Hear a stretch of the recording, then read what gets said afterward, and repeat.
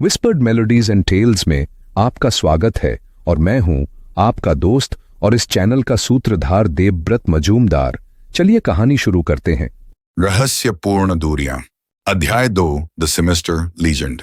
कोलकाता की टेलीफोन सेवा की अजीबोगरीब हरकतों से आधे घंटे तक जूझने के बाद परमव्रता भट्टाचार्य आखिरकार किसी दूर के कमरे में बजती हुई घंटी सुन सका। ऐसा लगा जैसे यह विशाल शहर उसके होटल के चारों ओर कसकर लिपट गया हो, मानो उसकी सांसें रोक देना चाहता हो।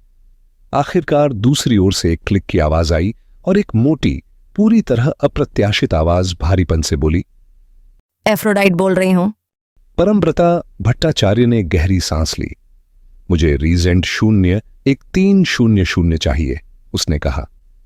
बिल्कुल सही, आवाज बोली। किससे बात करनी है? युवक ने अपने सामने रखे कार्ड पर नजर डाली और निराशा की लहर उसके चेहरे पर दौड़ गई। उसने सोचा था कि वह उस व्यक्ति पर भरोसा कर सकता है जिसने एलिफेंटाइन जहाज पर उसके पिता को इतनी कुशलता से बचाया था। नहीं, कोई बात नहीं, उसने कहा। मुझे सिर्फ मिस्टर भैरवनाथ मुखर्जी से बात करनी थी। ओह, आपका नाम जान सकती हूँ सर? अचंभित होकर परमव्रता भट्टाचार्य ने अपना नाम बताया। अब आवाज और भी सम्मानजनक हो गई। ध्यान से सुनिए सर। वह भारी फुसफुसाहट में बोली, आपको प्रिंसिप घाट पुलिस स्टेशन जाना होगा। जानते हैं कहाँ है? ईडन गार्डन के पास, बाईं ओर का साइड डोर, ऊपर की सीढ़ियां चढ़िए। जब पहुंचेंगे तो नाम दिख जाएगा। पुलिस स्टेशन से कोई लेना देना नहीं, बस ऊपर एक फ्लैट है, आपको तुरंत दिख जाएगा। Goodbye sir. इसके बाद एक और क्लिक की आवाज आई और कॉल कट गया। टेबल के किनारे बैठी लड़की ने उत्सुकता से अपने भाई की ओर देखा। वह गहरी रंगत वाली थी, लेकिन जहां उसका भाई लंबा और चौड़े कंधों वाला था, उसकी बनावट नाजुक और पतली थी। क्या बात हो पाई? उसने चिंता से पूछा। मुझे डर लग रहा है परमव्रता भट्टाचार्य, यहाँ घर से भी ज्यादा डर। लड़के ने उसके कंधे पर हाथ रखा। सब ठीक होगा किड, उसने सांत्वना दी। पिता की जिद हमें उनके पीछे भागने को मजबूर कर रही है। मुझे इस भैरवनाथ पर बहुत उम्मीद थी, लेकिन अब नहीं जानता क्या सोचूं। फिर भी मैं उसे खोजने की कोशिश करता हूं। लड़की ने उसे मजबूती से पकड़ लिया। सावधान रहना, यहाँ तुम किसी को नहीं जानते, ये कोई जाल भी हो सकता है। लड़के ने सिर हिलाया। मुझे ऐसा नहीं लगता, उसने कहा। लड़की अभी भी आश्वस्त नहीं हुई। मैं तुम्हारे साथ चलूंगी। परमव्रता भट्टाचार्य ने इनकार कर दिया। नहीं, यह सिर्फ बेकार की भागदौड़ भी हो सकती है। तुम यहीं रहो और पिता का ख्याल रखो। उन्हें बाहर मत जाने देना जब तक मैं वापस ना आऊं। काबेरी भट्टाचार्य ने सिर हिलाया। ठीक है, लेकिन जल्दी आना। स्ट्रैंड से ईडन गार्डन तक की टैक्सी यात्रा लंबी नहीं थी और परमव्रता भट्टाचार्य अपेक्षा से जल्दी ही उस संकरी गली में पहुंच गया जहां पुलिस स्टेशन था। बाईं ओर का दरवाजा, उसने अंदाजा लगाया, वही पीला दरवाजा होना चाहिए जो खुला हुआ था और जहां से सफेद घिसी हुई लकड़ी की सीढ़ियां ऊपर अंधेरे में जा रही थीं। पहली सीढ़ियों के बाद उसे कालीन दिखा। तीसरी सीढ़ी पर दीवारों पर तस्वीरें थीं। अचानक उसे एहसास हुआ कि शायद वह किसी के निजी घर में घुस आया है, लेकिन फिर उसकी नजर एक सुंदर ओक की लकड़ी के दरवाजे पर पड़ी जिस पर पीतल की छोटी सी पट्टी लगी थी। Mister Bhairavnath Mukherjee, merchant goods department. यह देखकर परमव्रता भट्टाचार्य को झटका लगा कि वह इस काम को लेकर कितना निराशावादी था। उसने दरवाजे पर उम्मीद से ज्यादा जोर से दस्तक दे दी। दरवाजा तुरंत खुला और सामने वही युवक खड़ा था, सींग वाले चश्मे में और एक शानदार रंग बिरंगे तुर्की तौलिए के बाथ रोब में लिपटा हुआ। हेलो, उसने हंसते हुए कहा। कोलकाता घूमने निकले हो? मेरे हिसाब से मैं विक्टोरिया मेमोरियल ऑफ कोलकाता के बाद सबसे महत्वपूर्ण चीज हूं। अंदर आओ। उसने परमव्रता भट्टाचार्य को छोटे से गलियारे के पार एक आरामदायक कमरे में खींच लिया और उसे आग के पास एक गहरे मुलायम आर्म चेयर में धकेल दिया। ड्रिंक बनाते हुए वह निरंतर बड़बड़ाता रहा, बिना दूसरे को कोई शब्द कहने का मौका दिए। मुझे अपने दोस्तों की वजह से एक पुलिस स्टेशन के ऊपर रहना पड़ता है। यह मेरे कुछ संदेहास्पद परिचितों से सुरक्षा का बहुत अच्छा उपाय है। अपनी घबराहट और इस मुलाकात की गंभीरता के बावजूद परमव्रता भट्टाचार्य उस कमरे की असाधारण सजावट पर ध्यान दिए बिना नहीं रह सका जिसमें वह बैठा था। यह सुरुचिपूर्ण और यहां तक कि शाही अंदाज में सजा हुआ था। कुछ पुराने और सुंदर फर्नीचर के टुकड़े थे, एक रेमब्रांड की नक्काशी डेस्क के ऊपर लटकी हुई थी, एक स्टाइनलेन बिल्ली की मूर्ति थी, कुछ मौलिक कार्टून थे और एक शानदार थॉमस गिर्टिन पेंटिंग भी थी।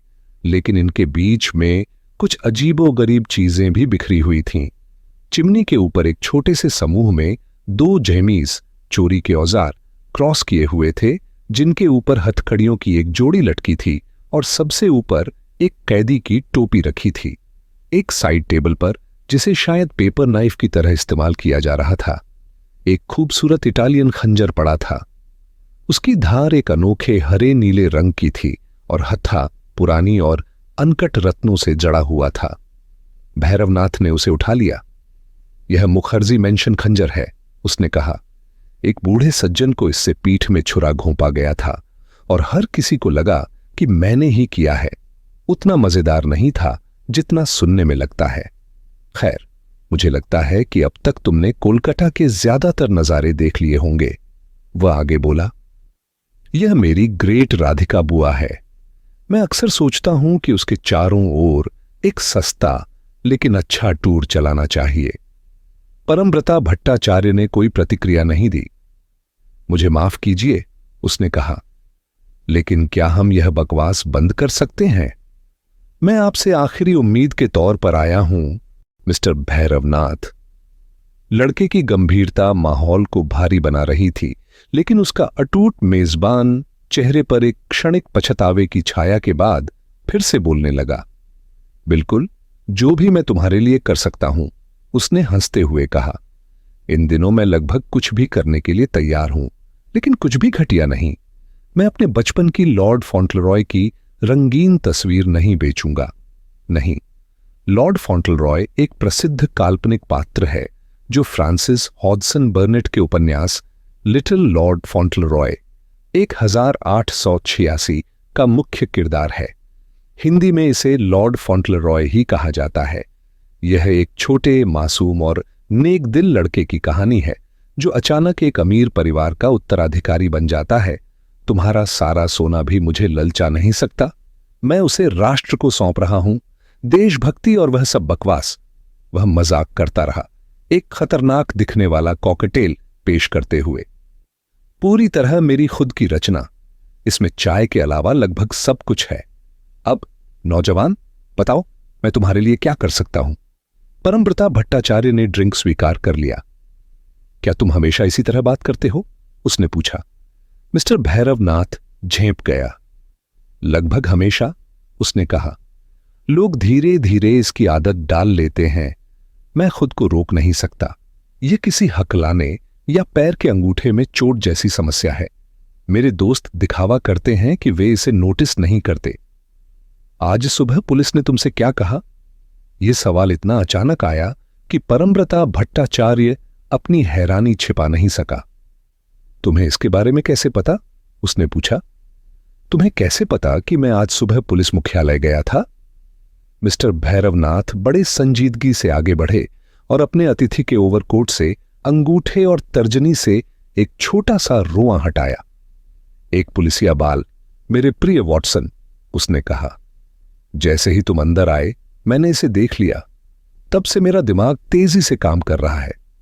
मुझे लगता है पुलिस ने कुछ नहीं किया, है ना? परमव्रता भट्टाचार्य ने सिर उठाया। उन्होंने उसके बचाव की गारंटी नहीं दी, उसने कहा। मिस्टर भैरवनाथ ने सिर हिलाया। मैं उन्हें पूरी तरह दोष नहीं देता, उसने गंभीरता से कहा। तुम्हारे अपने न्यूयॉर्क के पुलिस वाले भी कोई सुरक्षा प्रमाण पत्र नहीं बांट रहे थे? नहीं, परमव्रता भट्टाचार्य ने कहा। यही मुख्य कारण था कि मैं बूढ़े आदमी को यहां ले आया। वहां के सबसे बड़े पुलिस अधिकारी ने मुझे बताया कि उन्हें पूरा यकीन था कि वे मेरे पिता के साथ बिल्ली और चूहे का खेल खेल रहे थे और जब चाहें उसे खत्म कर सकते थे। देखो, वह झुंझलाहट से बोला, इसमें ज्यादातर गलती बूढ़े आदमी की ही। वह किसी भी तरह की सुरक्षा मानने को तैयार नहीं है वह पुलिस को अपने तरीके से उसकी देखभाल नहीं करने देता। वह कभी भी। उसने थोड़ा रुका और फिर उनसे शब्द को एक अजीब लहजे में जोड़ा। और वह अब डरने वाला नहीं है, वह पागल नहीं है, बस वह इसे लेकर ऐसा महसूस करता है। अब तुम समझ सकते हो कि मैं किस मुसीबत में हूं। पूरी तरह नहीं, मिस्टर भैरवनाथ ने सोचा समझा जवाब दिया। कैसे भाई, ये सब कैसे? परमव्रता भट्टाचार्य ने उसे आश्चर्य से घूरा। तुम्हारा मतलब है कि तुम्हें कुछ नहीं पता? उसने कहा। मैं तुम्हें बिल्कुल नहीं समझ पा रहा मिस्टर भैरवनाथ। जब तुमने एलिफेंटाइन जहाज पर मेरे पिता की जान बचाई थी तो तुम्हें कुछ तो अंदाजा रहा होगा। हां, बिल्कुल, फ्लैट के मालिक ने लापरवाही से कहा। लेकिन ज्यादा नहीं। मैं जहाज पर अपने एक पुराने चोर दोस्त से मिला था और उसने मुझे अपने पूर्व सहपाठी की ओर इशारा किया, जो अचानक हैंकी पैंकी जादूगर के बहुत करीब आ गया था। जैसे हर पेशेवर आदमी होता है, हम भी उस आदमी की तकनीक में दिलचस्पी ले रहे थे और खैर, मैंने बस दोस्त हैग को उधार लिया किसी इमरजेंसी के लिए। तुम्हें पता है, वह तेजी से बोलता चला गया। मुझे लगता है कि वह चूहा मुझसे लगाव रखने लगा था। मैं खुश हूं कि उसकी मौत तुरंत हो गई। वैसे, उसने विषय बदलते हुए पूछा, क्या मेरी अद्भुत मंचीय उपस्थिति की वजह से तुम आज मुझसे मिलने आए?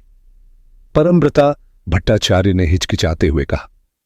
पूरी तरह नहीं, उन्होंने स्वीकार किया। असल में जब मैं आज सुबह कोलकाता पुलिस में चीफ इंस्पेक्टर अरनिंदम से बात कर रहा था और पता चला कि वे बिना नियमित पुलिस सुरक्षा के पिता की रक्षा की गारंटी नहीं दे सकते, जिसे पिता कभी स्वीकार नहीं करेंगे, तो मैंने इंसानी स्तर पर उनसे किसी ऐसे व्यक्ति का नाम बताने को कहा जिससे मैं मदद मांग सकता था। मिस्टर भैरवनाथ हंस पड़े। शाबाश, वही किया जो करना चाहिए था, उन्होंने कहा। देखो, यह है भैरवनाथ मुखर्जी, CID, यानी सेलिन डार्टमूर। सेलिन डार्टमूर का मतलब है डार्टमूर जेल की कोठरी। डार्टमूर जेल, डार्टमूर प्रिसन, इंग्लैंड की एक प्रसिद्ध उच्च सुरक्षा जेल है जो अपने कठोर माहौल और कड़े नियमों के लिए जानी जाती है। जब कोई मजाक में कहे सेलिन डार्टमूर, तो वह खुद को अपराधी या कैदी की तरह संदर्भित कर सकता है। उन्होंने अफसोस जताते हुए समझाया, लेकिन बात अभी वहां तक नहीं पहुंची है। फिर अचानक गंभीर होते हुए बोले, तुम्हें पता है ना कि वे कौन हैं? परमव्रता भट्टाचार्य अब मिस्टर भैरवनाथ के इस तेज तर्रार मूड बदलने के आदी हो चुके थे। उन्होंने सिर हिलाया। उनकी तीव्र गहरी आंखें उन चश्मों पर टिकी थीं जो मिस्टर भैरवनाथ की गंभीरता को छिपा रहे थे। मिस्टर, उन्होंने इतनी धीमी आवाज में कहा कि वह लगभग फुसफुसाहट लग रही थी। मिस्टर भैरवनाथ कुछ देर चुप रहे। तभी परमव्रता भट्टाचार्य अचानक अपनी कुर्सी के आगे झुक गए। मिस्टर भैरवनाथ, उन्होंने कहा, क्या आप मुझे इस आदमी सेमिस्टर के बारे में कुछ बता सकते हैं? वह कौन है? कोई गैंगस्टर? कोई मास्टर अपराधी? क्या वह एक ही व्यक्ति है भी या नहीं? न्यूयॉर्क में लोग कहते हैं कि उसके रिकॉर्ड 100 साल से भी पुराने हैं और ऐसा कोई व्यक्ति असल में मौजूद ही नहीं है। उनके अनुसार यह सिर्फ एक शक्तिशाली गैंग का नाम भर है जिसे वे एक ब्रांड की तरह इस्तेमाल करते हैं। मुझे बताइए, वह आगे बोले, क्या वह सच में अस्तित्व में है? मिस्टर भैरवनाथ के मुंह से एक हल्की हंसी फूट पड़ी। मेरे प्रिय सज्जन, उन्होंने कहा, इस धरती पर कहीं न कहीं एक आदमी है जिसे सेमिस्टर कहा जाता है। वह शैतान हो सकता है, एक भूत, कुछ भी, लेकिन वह उतना ही वास्तविक है जितना कि नशे की लत एक बुराई है। मैं यह तुम्हारी हिम्मत तोड़ने के लिए नहीं कह रहा। उन्होंने आगे कहा, लेकिन अपने दुश्मन को कमतर आंकना सबसे खतरनाक चीज होती है। मैंने अपराधियों से बात की है, मैंने पुलिस वालों से बात की है, यहां तक कि मैंने उसके अपने गैंग के कुछ लोगों से भी बात की है, लेकिन आज तक किसी ने भी उसे अपनी आंखों से देखा नहीं। वह एक फोन पर सुनाई देने वाली आवाज है, सड़क पर एक परछाई, वह दस्ताना पहनी हुई रहस्यमयी हाथ जो किसी अपराध कथा में लाइट बंद कर देता है। लेकिन एक बड़ा अंतर है, उसे आज तक कोई पकड़ नहीं पाया। परमव्रता भट्टाचार्य बेचैनी से अपनी कुर्सी पर हिले। मैंने भी यही सुना है, उन्होंने कहा। और यही कारण है कि मैं आपके पास आया हूं, मेरी आखिरी उम्मीद के रूप में। अगर आप बुरा न माने तो क्या आप मेरी कोई मदद कर सकते हैं? मिस्टर भैरवनाथ ने ध्यान से उनकी ओर देखा, लेकिन सीधे जवाब नहीं दिया। एक बात जो मेरी समझ में नहीं आ रही, उन्होंने कहा, वह यह कि तुम्हारे पिता ही क्यों? परमव्रता भट्टाचार्य अपनी जगह से उठे और कमरे में चहलकदमी करने लगे। यही तो मुझे भी नहीं समझ आ रहा, उन्होंने कहा। यह ऐसी चीज नहीं जो मेरे हाथ में हो। यह कोई ऐसी बात नहीं जिसे पैसे से बदला जा सके। यह किसी प्रकार का बदला लेने का मामला लगता है। भैरवनाथ ने सिर हिलाया। समझ गया, उन्होंने गंभीरता से कहा। और कुछ? मुझे यकीन नहीं, परमव्रता भट्टाचार्य ने निराशा में कहा। देखिए, वह अचानक खुलकर बोलने लगे। मैंने यह सब कुछ बहुत मुश्किल से पता लगाया है। यह बहुत पुरानी कहानी है। जब मैं छोटा था तब मुझे इस बात का एहसास नहीं था कि पिता क्या कर रहे थे। मैंने हाल ही में उनसे यह सच निकाला है, और वह भी बहुत कम। वह आज तक ज्यादा कुछ स्वीकारने को तैयार नहीं है। बात यह है, परमव्रता भट्टाचार्य ने ठहर कर कहा, मेरे पिता पूरी जिंदगी सिमिस्टर गैंग से लड़ते आए हैं। वह पुलिस के लिए सबसे अहम हथियार थे। जब पुलिस किसी गैंगस्टर को पकड़ती तो पिता उसे बख्शते नहीं थे। वह अन्यायपूर्ण नहीं थे, लेकिन अपराधियों के लिए बहुत सख्त थे। लेकिन उनके प्रयासों से कोई खास असर नहीं पड़ा। फिर अचानक, उन्होंने आगे कहा, स्टीनवे मुकदमे के बाद, हालांकि वह उसमें जज नहीं थे बल्कि सलाहकार थे, क्योंकि वह पहले ही रिटायर हो चुके थे, गैंग ने उन पर हमला कर दिया। पिछले 6 महीनों से हम लगातार उनके लिए डर में जी रहे हैं। कोई पिकनिक नहीं है यह, मिस्टर भैरवनाथ ने सराहना भरी आवाज में कहा। फिर अधिक गंभीर होते हुए बोले, बस यही सब? परमव्रता भट्टाचार्य हिचकिचाए। बाकी सब केवल कयास हैं, उन्होंने कहा। चलो सुनाते जाओ, मिस्टर भैरवनाथ बोले। परमव्रता भट्टाचार्य फिर से बैठ गए और एक सिगरेट जलाई, जिसे उन्होंने पिया नहीं। देखिए, उन्होंने धीरे धीरे कहा, मेरे पिता ने कभी मुझे सीधे तौर पर ऐसा कुछ नहीं कहा है। मैं कुछ भी पक्के तौर पर नहीं जानता, लेकिन हाल के कुछ घटनाक्रमों से मुझे ऐसा लगता है कि उन्होंने सिमिस्टर गैंग के खिलाफ कोई ठोस सुराग खोज निकाला है। अगर यह सच है, मिस्टर भैरवनाथ ने अपनी ऐनक उतार दी और अपनी हल्की नीली आंखों से सीधे परमव्रता भट्टाचार्य को देखा, तो मैं तुम्हारे लिए प्रार्थना ही कर सकता हूं। अगर, जैसा तुमने पहले कहा था, गैंग सिर्फ गुस्से में आकर बदला ले रहा है, तो अभी भी एक मौका है। लेकिन अगर, जैसा कि तुम अब सोच रहे हो, उन्होंने सच में कुछ ऐसा खोज निकाला है जो उनके अस्तित्व के लिए खतरा बन सकता है, तो फिर दुनिया का कोई पैसा तुम्हारे पिता को नहीं बचा सकता। परमव्रता भट्टाचार्य उठ खड़े हुए। समझ गया, उन्होंने कहा। मैंने आपसे कहा था कि आप मेरी आखिरी उम्मीद हैं। मिस्टर भैरवनाथ थोड़ी देर चुप रहे, फिर बोले, मुझे सेमेस्टर से मुकाबला करने में मजा आएगा। युवा अमेरिकी तेजी से उनकी ओर मुड़े। तो फिर लीजिए, आपके पास मौका है, उन्होंने कहा। शायद यह एक बेकार की उम्मीद हो, लेकिन अभी तक सब कुछ खत्म नहीं हुआ है।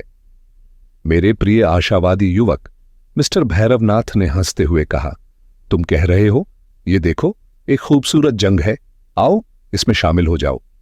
उसी समय बाहर दरवाजे पर एक दस्तक हुई।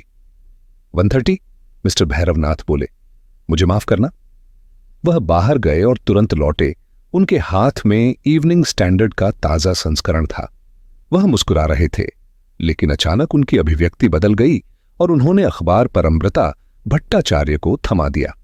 प्रसिद्ध अमेरिकी की संकरी बचत, जस्टिस उत्पल भट्टाचार्य, प्रसिद्ध अमेरिकी आगंतुक, आज सुबह 12 बजे स्ट्रैंड स्थित अपने होटल के बाहर एक गंभीर दुर्घटना से बाल बाल बच गए, जब एक टैक्सी फुटपाथ पर चढ़ गई और एक दुकान के कांच में जा घुसी। कोई हताहत नहीं हुआ। हे भगवान! परमव्रता भट्टाचार्य दरवाजे की ओर लपके। उन्हें नहीं पता कि मैं कहां हूं। मैंने आपका पता नहीं छोड़ा। काबेरी डर जाएगी। मुझे तुरंत वहां जाना होगा। मिस्टर भैरवनाथ अपने कमरे में जा चुके थे। रुको मेरे लिए, उन्होंने चिल्ला कर कहा। मैं बस 1 सेकंड में तैयार हो जाऊंगा। परमव्रता भट्टाचार्य दरवाजे पर खड़े हुए। मुझे आपकी बात समझ नहीं आई। अब मैं इस खेल का हिस्सा हूं, मिस्टर भैरवनाथ बोले। नमस्ते प्यारे दोस्तों, स्वागत है विस्पर्ड मेलोडीज एंड टेल्स में, जहां संगीत और कहानियां एक नई जिंदगी पाती हैं। अगर आपको दिल को छू लेने वाले गीत और मनमोहक कहानियां पसंद हैं, तो आप बिल्कुल सही जगह पर हैं। तो जल्दी से सब्सक्राइब बटन दबाएं और बेल आइकन को टैप करें ताकि हर नया गाना और कहानी आप तक सबसे पहले पहुंचे। अगर आपको ये पसंद आया हो तो लाइक बटन दबाना ना भूलें। आपका एक लाइक हमारे लिए बहुत मायने रखता है और हमें और बेहतरीन कंटेंट बनाने के लिए प्रेरित करता है। आपके प्यार और सपोर्ट के लिए धन्यवाद। इसी तरह हमारे साथ बने रहें, सपने देखें, सुरों में खो जाएं और कहानियों की दुनिया में डूब जाएं। मिलते हैं अगले वीडियो में।